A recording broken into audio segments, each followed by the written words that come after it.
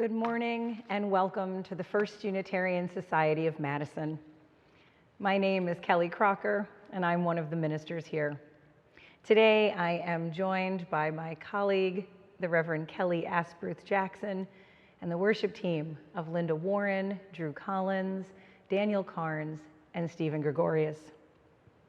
The vision of FUS is growing souls, connecting with one another, and embodying our UU values in our lives, our community, and our world. We are so glad you are with us virtually this morning. We hope you will be able to join us for our virtual coffee hour immediately following today's service. The information for joining can be found on our homepage of our website, fusmadison.org.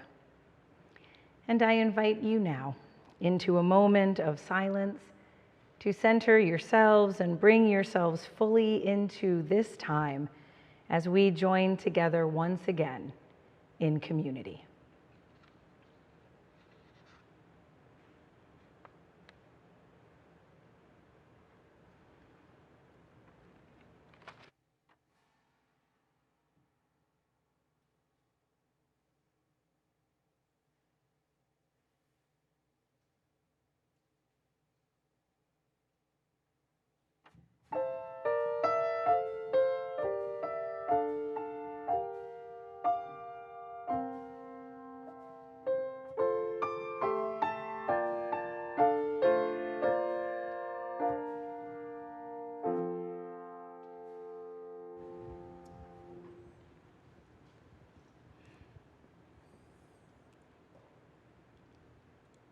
From our separate joys and struggles, we come here to find peace of balance, to find the blessing of restlessness.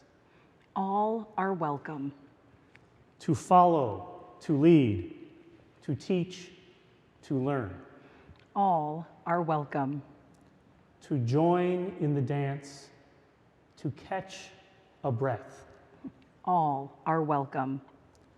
To give generously, to receive gratefully.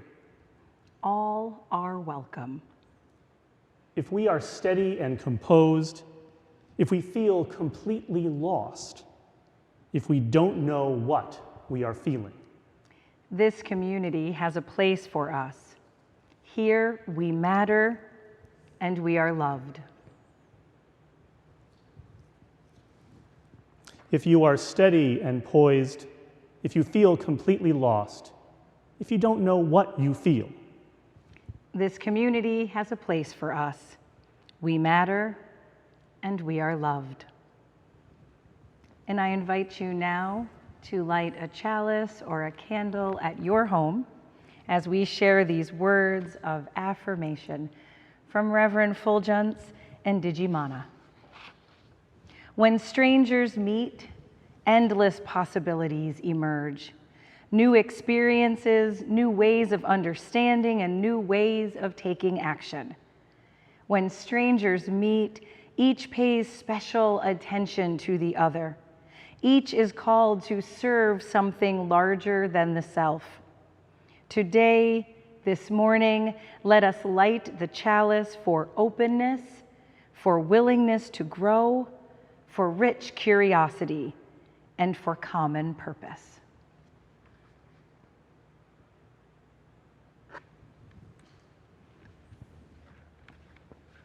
This little light of mine, I'm gonna let it shine. This little light of mine, I'm gonna let it shine. This little light of mine, I'm gonna let it shine. Let it shine, let it shine, let it shine.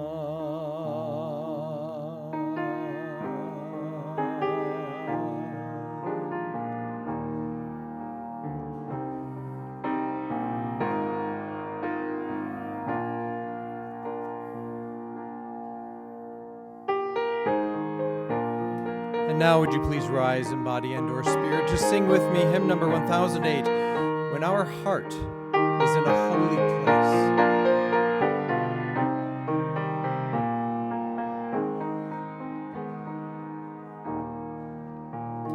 When our heart is in a holy place, when our heart is in a holy place, we are blessed with love and amazing grace. When our heart is in a holy place, when we trust the wisdom in each of us, every color, every creed and kind, and we see our faces in each other's eyes, then our heart is in a holy place.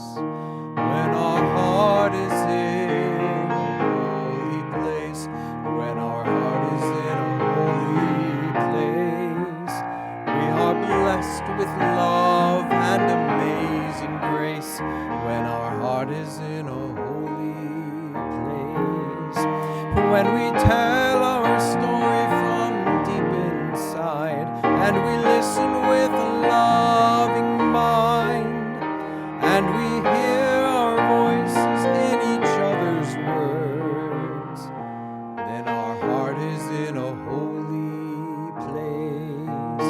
When our heart is in a holy place, when our heart is in a holy place, we are blessed with love and amazing grace. When our heart is in a holy place, when we share the silence of sacred space, and the God of our heart stirs within, and we feel the power of each other's faith, then our heart is in a holy place. When our heart is in a holy place, when our heart is in a holy place, we are blessed with love and amazing grace. When our heart is in a holy place, when our heart is in a holy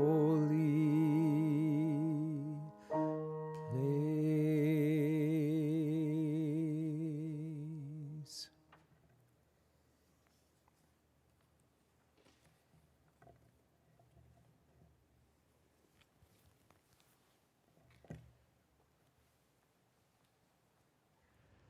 The story comes from West Africa about a blind man who lived in a house with his sister and his brother-in-law. So if you are a person who sees with their eyes, I want to invite you to close them for the rest of this story. It might help you to picture what happens a little bit better, and it might also give you a tiny sense of living differently than you do now. So the blind man in this story was very wise and very clever, and people often came to him for advice, but his brother-in-law only laughed when he saw someone waiting at the door of their house. "What use is a man who has no eyes in his head?" he would say. Now the brother-in-law was a great hunter, and the blind man often asked if he could come along with him into the forest and learn about hunting. One day, the brother-in-law finally said yes. So the blind man and the hunter set out into the forest, the one leading the other by the hand. And the hunter found a place that looked right, and he laid a trap there. He taught his blind brother-in-law how to lay another trap nearby, and the two of them went home. The next day, they went back into the forest to check their traps. The blind man did not need to be led this time. He knew the way now. And they came to the place where their two traps were. And the hunter saw at once that they had each caught something. In his own trap, there was a little gray bird. But in the blind man's trap, there was a great and beautiful bird. It had gold and green feathers. It was lovely. And the hunter thought, what will he know if I keep this one for myself? And he said, brother, we are both in luck. And he gave his brother-in-law the little gray bird. On their way home, the hunter felt proud of himself for having outsmarted his blind brother-in-law. So he asked the man, tell me, if you're so wise, why is it that there is so much anger and hate and pain in the world? And the blind man said, because the world is full of people like you, brother, who take what is not theirs.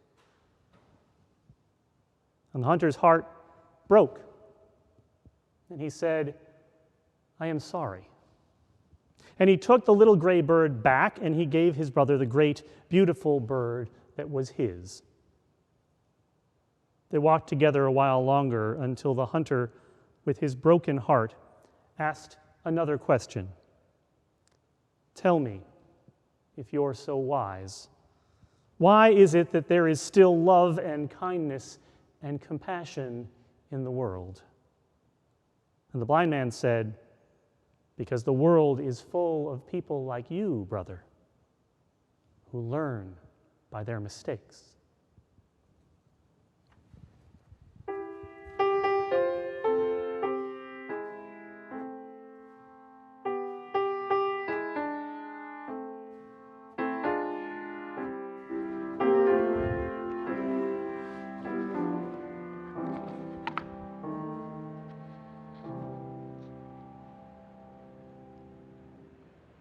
I invite you now into this time of giving and receiving, where we give freely and generously to this offering, which sustains and strengthens First Unitarian Society and our work in the world.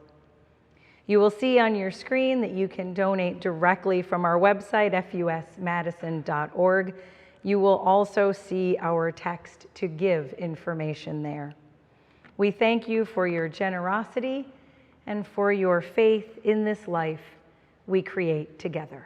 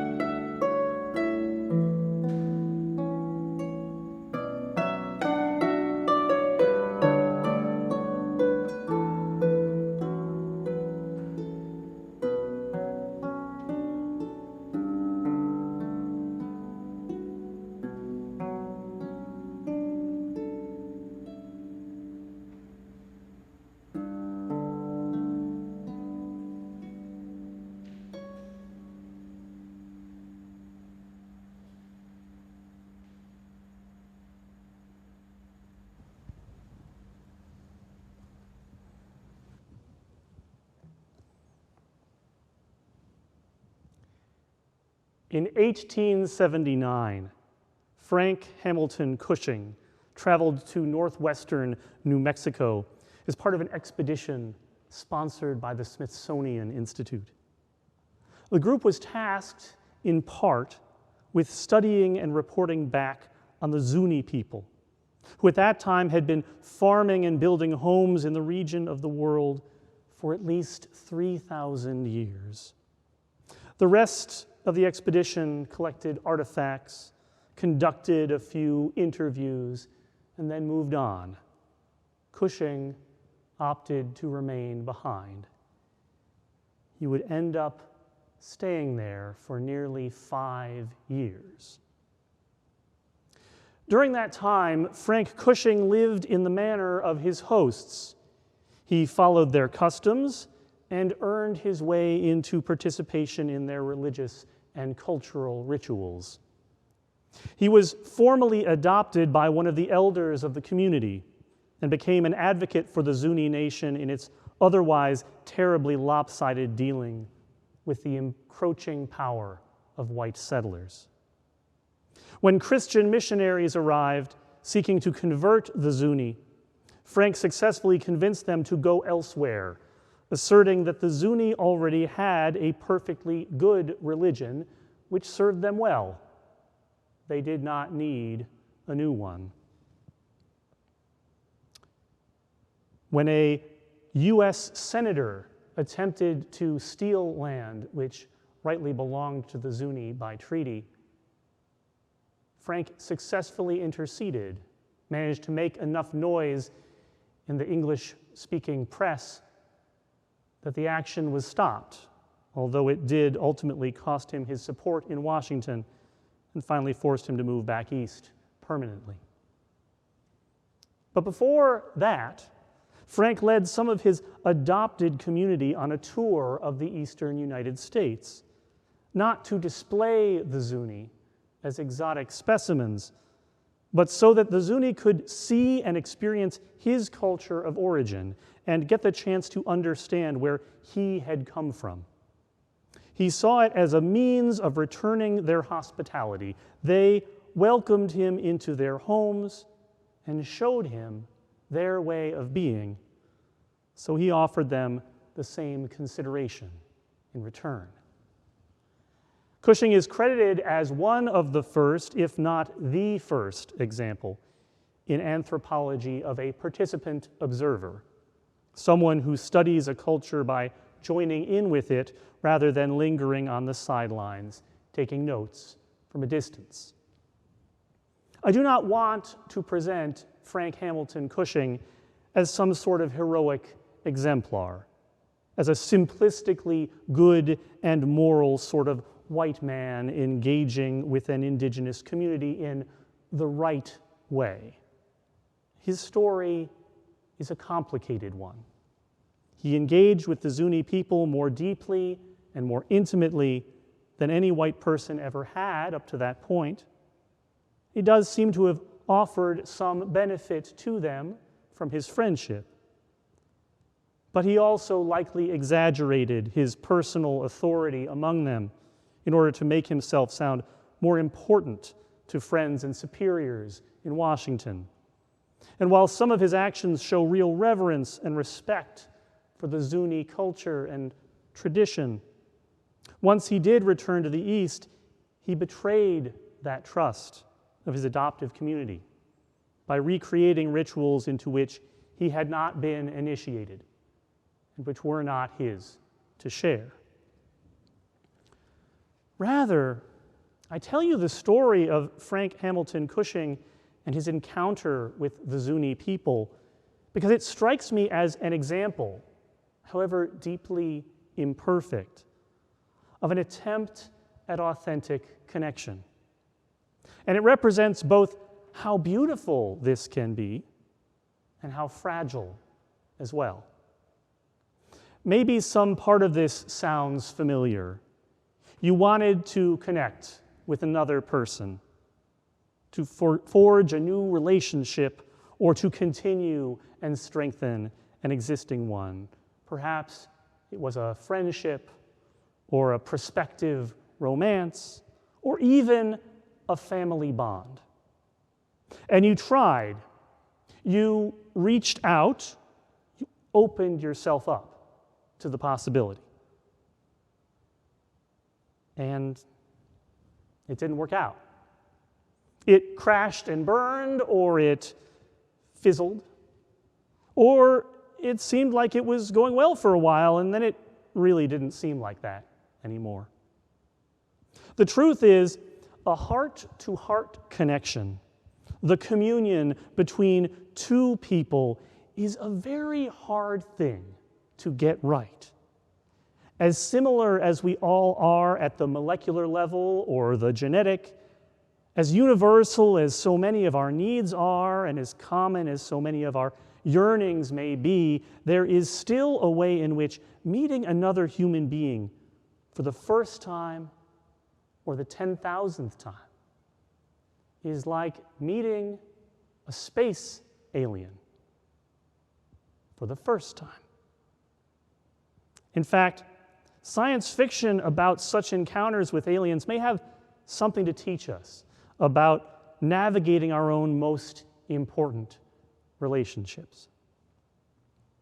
In Mary Doria Russell's novel, The Sparrow, the first humans to set foot on an alien world are a small scientific team organized by Roman Catholic priests, Jesuits, of course. It is a world populated by beings who look very roughly like enormous bipedal rabbits called the Runa. At the moment of first contact, the Runa go out to meet their strange visitors as a group, parents and their children all together, no effort made to threaten or to hide. When one of the Runa speaks, one of the humans frets over the prospect of decoding their language, noting that on Star Trek, everybody spoke English. But along with them on their expedition is a young priest, a linguist, who listens carefully to the words of the alien language that no human has ever heard before that moment, and says back to the speaker in return, in English, "I don't understand, but I can learn if you will teach me." Admitting that we do not understand another person's experience or perspective is the beginning point for learning why they are who they are. Without this humility, no deep relationship is possible. A humble desire to learn from someone else about their single greatest area of expertise, their own precious self, is a necessary condition for any deep relationship, but not on its own a sufficient one. Now, as you may or may not know, there is a very specific reason why all the aliens on Star Trek speak English, besides the obvious one of the show being scripted and filmed in that language. Almost all of the starships in the various Star Trek programs come equipped with a universal translator. So everyone is not actually speaking English, but through the magic of sufficiently advanced future technology, everyone gets to hear everyone else's speech in their own native tongue. This system hits a snag in one particular episode of the Next Generation series, when the Starship Enterprise encounters the Temerians, a people whose entire system of language is based on referencing their shared mythology. The translator translates each word in every sentence faithfully, but the meaning cannot get across because no one from outside of that culture knows the stories behind all the names being referenced. Without that context, their language is just a series of strange non sequiturs. Mirab, his sails unfurled. Shaka, when the walls fell. Darmok, and Jalad at Tanagra. See?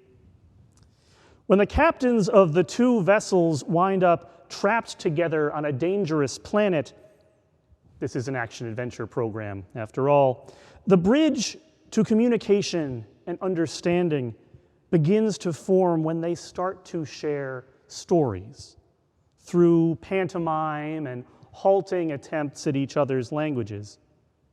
At first, the human captain doesn't think that he has anything to offer in this department. He's not much of a storyteller. But the Temerian captain convinces him to try. So he shares part of the ancient Sumerian story of Gilgamesh and Enkidu, two strangers from different worlds who met as enemies and became close friends.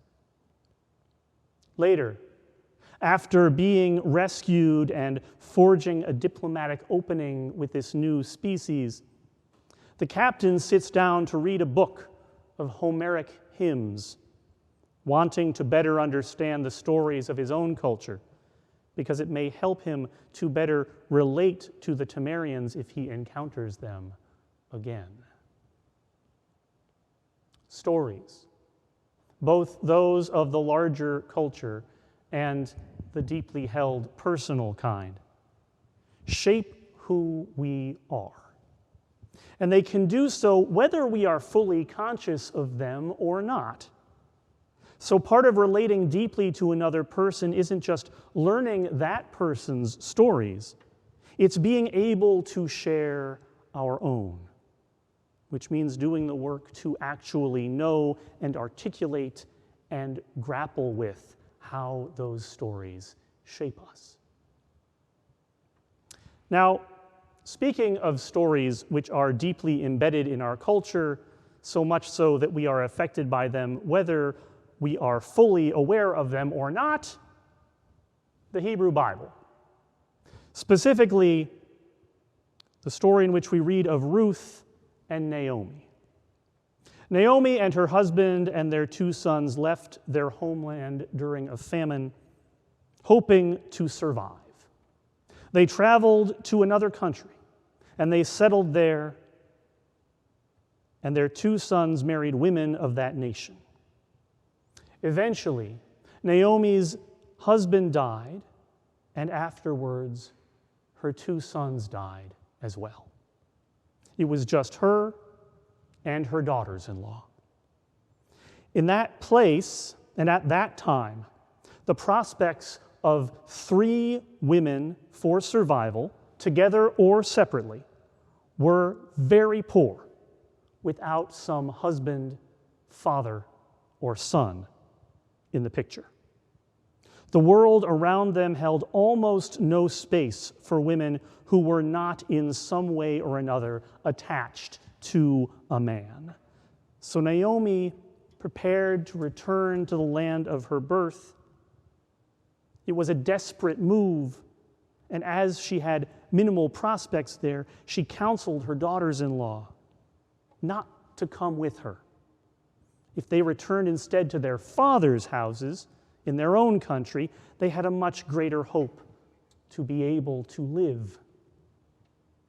After some argument, one of the 2 women did as Naomi instructed. But her second daughter-in-law, Ruth, refused any path but the one that Naomi was about to travel. She said, "Do not tell me to turn back and leave you, for wherever you go, I will go. Wherever you stay, I will stay. Your people will be my people, and your God, my God. Wherever you die, there I will die, and there I will be buried." So Ruth left the land of her birth with Naomi, even though it meant an uncertain fate in a foreign country. There are different competing explanations for Ruth's motivation here. That this is an expression of chosen kinship, of profound friendship, or that this is an only slightly veiled example of romantic love between two women in a place and at a time when that sort of love could only happen in secret. My attitude on this is, ¿por qué no los dos? Why not both? Part of the beauty and the power of myths and sacred stories is that we do not have to limit ourselves exactly to one reading of the text for all time. But whatever the case, the bond between Ruth and Naomi is a deep and abiding one. Wherever you go, I will go. Where you stay, I will stay. Your people shall be my people, your God, my God. Where you die, I will die, and there I will be buried.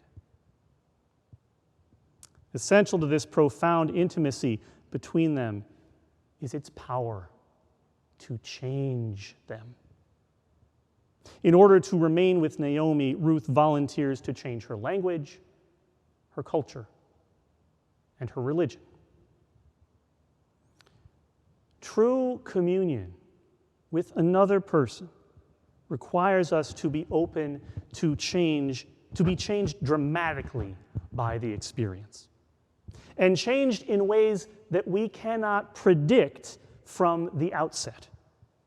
To truly know and be known by another is to risk ourselves as we are for the possibility of the self we might become under their tutelage. Change is fundamental to life. It is necessary and it is often good, but it is also always a loss of whatever came before it. To reach out authentically for connection to another person is to say, I believe that the gift of knowing you is worth the loss of the person I would have been without this relationship.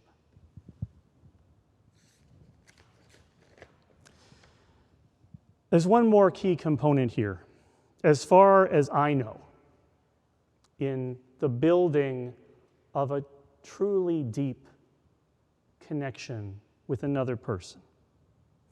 And the essayist and novelist Leslie Jameson has put it so well that I'll just allow her words to convey it to you rather than make things murkier with my own. She writes, empathy isn't just something that happens to us, a meteor shower of synapses firing across the brain. It is also a choice we make to pay attention, to extend ourselves. It's made of exertion, that dowdier cousin of impulse. Sometimes we care for another because we know we should or because it's asked for, but this doesn't make our caring hollow. The act of choosing simply means we've committed ourselves to a set of behaviors greater than the sum of our individual inclinations.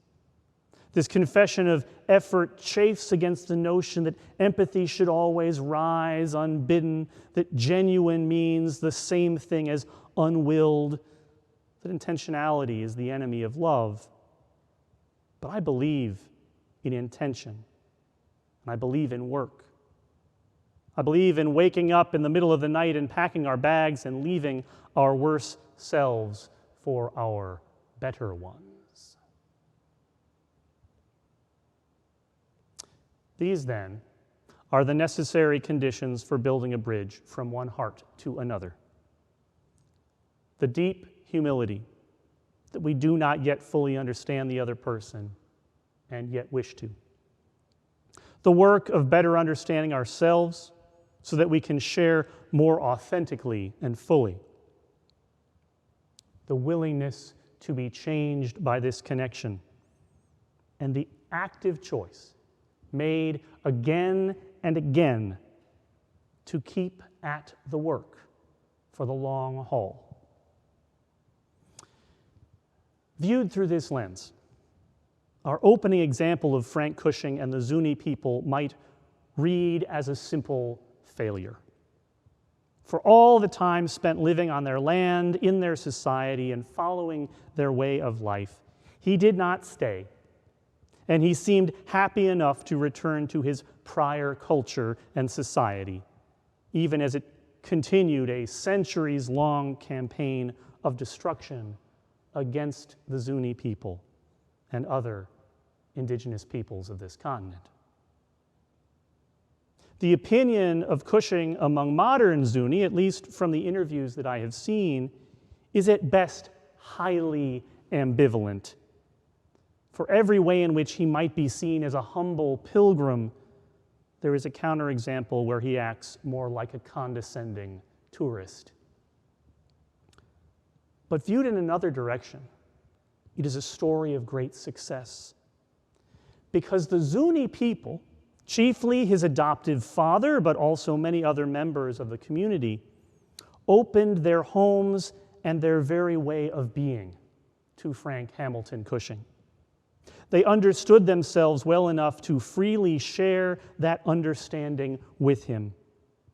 Members of their community traveled with him to the place where he was from to learn and be changed by that experience. And despite many breaches of etiquette on his part over multiple years, they stayed engaged in the work of relationship with him. So if his story is not a perfect model of intercultural exchange, their example is still a fine one to live by. In reaching out to offer a connection with others, we can never be certain of success because we can only control our own choices. But we can make the most honest, sincere, and courageous offer possible. And whether it leads to an enduring relationship or not, that is always a success.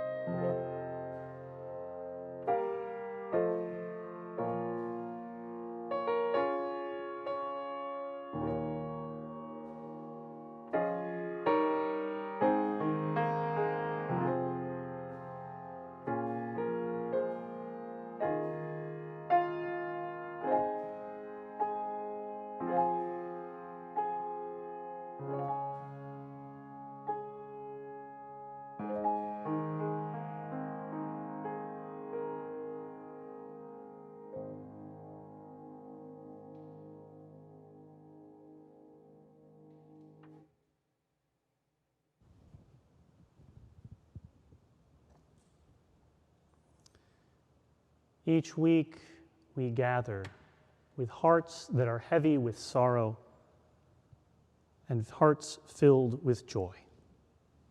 We share these here in community, knowing we are held in love.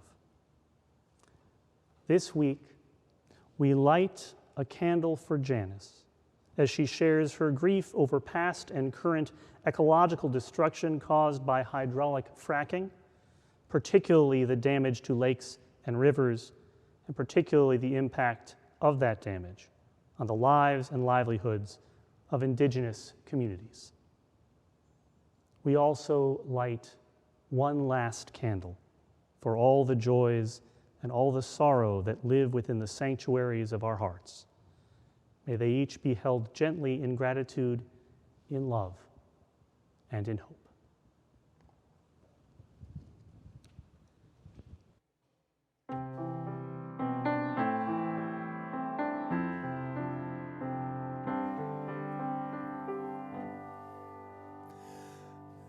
There is a love holding us.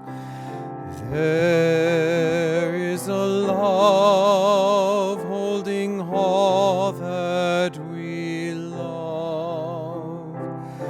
There is a love holding all. We rest in this love.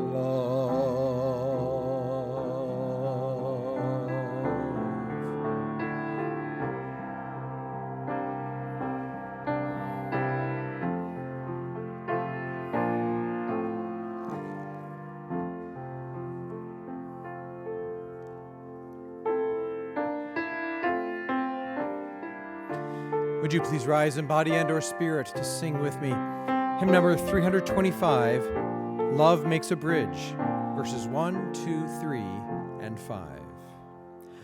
Love makes a bridge from heart to heart and hand to hand. Love finds a way when laws are blind and freedom banned. Love breaks the walls of language, gender, class, and age. Love gives us wings to slip the bars of every cage. Love lifts the hopes that force and fear have beaten down. Love breaks the chains and gives us strength to stand our ground. Verse 5. Love makes a bridge that winds may shake yet not destroy. Love carries faith through life and death to endless joy.